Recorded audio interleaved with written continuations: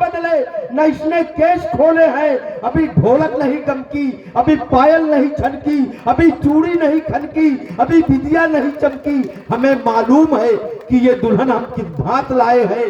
बाराती सैकड़ों इसके लिए हमने गंवाए हैं, मगर कुछ देशद्रोही ताकतें वो काम करती है। घिनौनी हरकतों से ये दुल्हन बदनाम करती है। तो आइए, भारत माता रूपी दुल्हन को सजाने और संवारने का जो संकल्प डॉक्टर श्यामा प्रसाद मुखर्जी और पंडित दीनदयाल उपाध्याय जी ने लिया था, उस सपने को साकार करने के लिए जब वो चले, कहां, जम्मू कश्मीर की सड़कों पर मुट्ठी भर लोगों के साथ जब डॉक्टर श्यामा प्रसाद मुखर्जी चलते हैं, तो जम्मू कश्मीर की सरकार कांग्रेस के इशारे पर उन्हें जेल के सिक्चों में डालने का काम कर देती है। और केवल मित्रों, जेल के सिक्चों में, जेल के अंदर ही उनकी हत्या करने का काम यह सरकार के इशारे पर होता है। और डॉक्टर श्यामा प्रसाद मुखर्जी की हत्या इसलिए की जाती है कि ये जो राष्ट्रवाद का बीज पनप रहा है, ये बीज पनपने न पाए, इसे पहले हम कुचलने का काम करेंगे। ये कुत्सित राजनीति करने वाले लोगों की मंशा थी, इसलिए डॉक्टर श्यामा प्रसाद मुखर्जी की हत्या जेल में कर दी जाती है। लेकिन भारत की संस्कृति का संवाहक होने के नाते पंडित दीनदयाल उपाध्याय जी ने जब इस काम को जनसंघ के संभाला, तो बड़ी तेजी के साथ जनसंघ फलने फूलने लगा।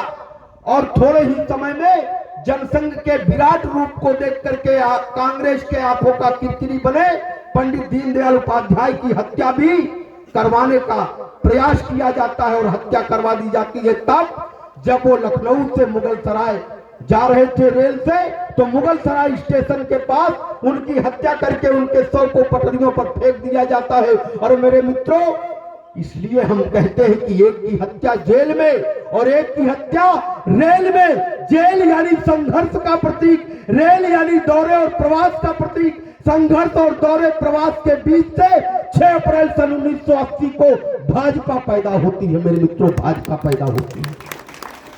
अब जब भाजपा पैदा होती है, तो क्या भाजपा अपने संकल्पों को भूल जाती है? नहीं ना।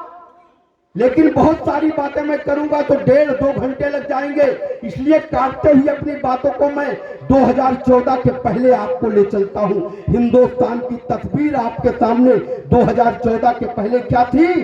पश्चिम में पंजाब चल रहा था, पूरब में आसाम चल रहा था, उत्तर से लेकर दक्षिण तक सारा हिंदुस्तान चल रहा था। राजनीति की दावानल ने सारा भारत कांग्रेस ने करके दिखा दिया था। अंग्रेजों ने हमको बांटा था केवल अपने देश के खातिर, कांग्रेस ने हमको बांटा कुर्सी के उद्देश्य के खातिर। घर घर बांटे बांटे, उपवन बांटे, खेत खेत की म्याद बांट दी। कांग्रेस ने एक वोट की खातिर देश की हर बुनियाद बांट दी। बंटवारे की राजनीति ने देश अपाहिज बना दिया था। जो अंग्रेज नहीं कर पाए थे, कांग्रेस ने करके दिखा दिया था। तब इस देश की जनता ने तय किया था कि अब हम देश की कुर्सी पर एक गरीब मंत्री के रूप में नरेंद्र मोदी जी ने जीतने का प्रयास ही नहीं तो सफलता हासिल करने का काम किया इस जनता और आपके आशीर्वाद से।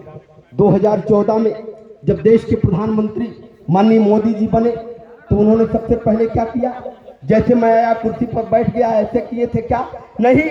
नरेंद्र मोदी जी सदन के भीतर जाने लगे तो सदन की चौखट पर जब पहुंचे तो उन्होंने लेट करके भारत माता को साष्टांग प्रणाम करके दुनिया को एक संदेश देने का काम किया कि ये दुनिया वालों,